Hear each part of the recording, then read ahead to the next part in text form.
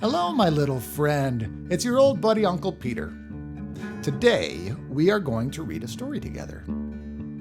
Now, if you want, you can just look at the pictures while I read it, or you can read along with me if you want, or you can do both. But when you hear this sound, that means it's time to turn the page, okay? Now, the first thing I like to do when I read a story is take a nice, deep breath before I get started. And you can do it with me. You ready?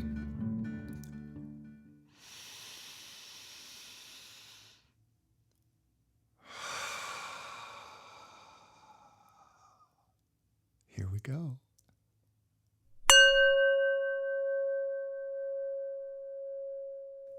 This story is called The Wonderful Cake Horse. A man once made a cake shaped like a horse.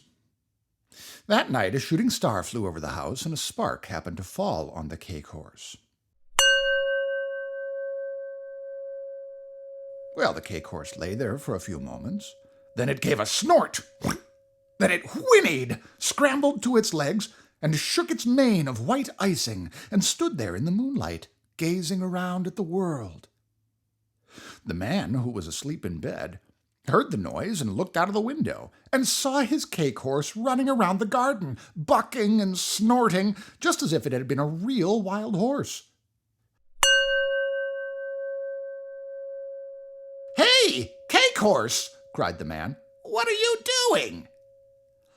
"Aren't I a fine horse?" cried the cake horse. "You can ride me if you like." But the man said, "You've got no horseshoes, and you've got no saddle. Also, you're only made of cake."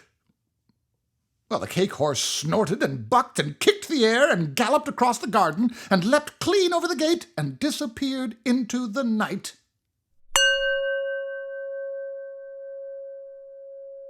The next morning, the cake horse arrived in the nearby town and went to the blacksmith and said, "Blacksmith, make me some good horseshoes, for my feet are only made of cake." But the blacksmith said, "Well, how will you pay me?"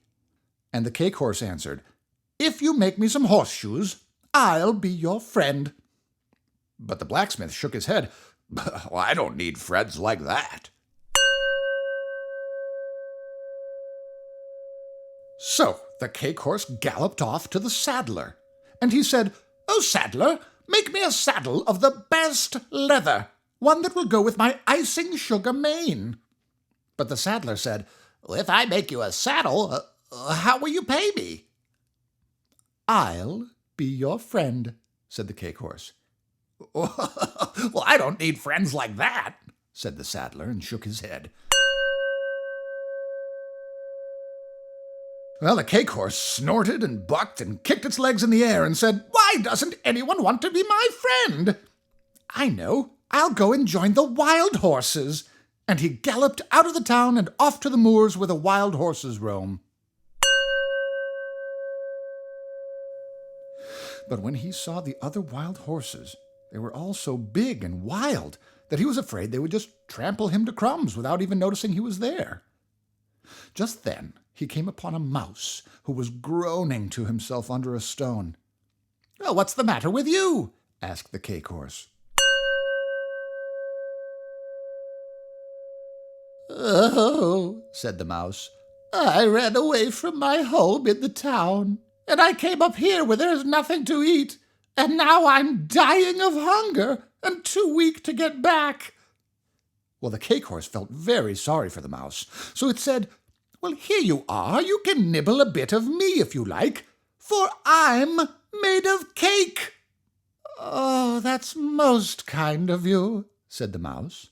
And he ate a little bit of the cake horse's tail and a little of his icing sugar mane.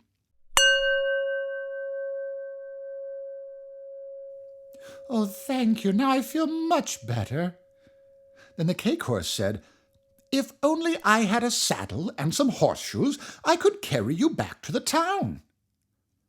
"Well, I'll make them for you," said the mouse. And he made 4 little horseshoes out of acorn cups, and a saddle out of a beetle shell. And he got up on the cake horse's back and rode him all the way back to town. And there they remained the best of friends for the rest of their lives.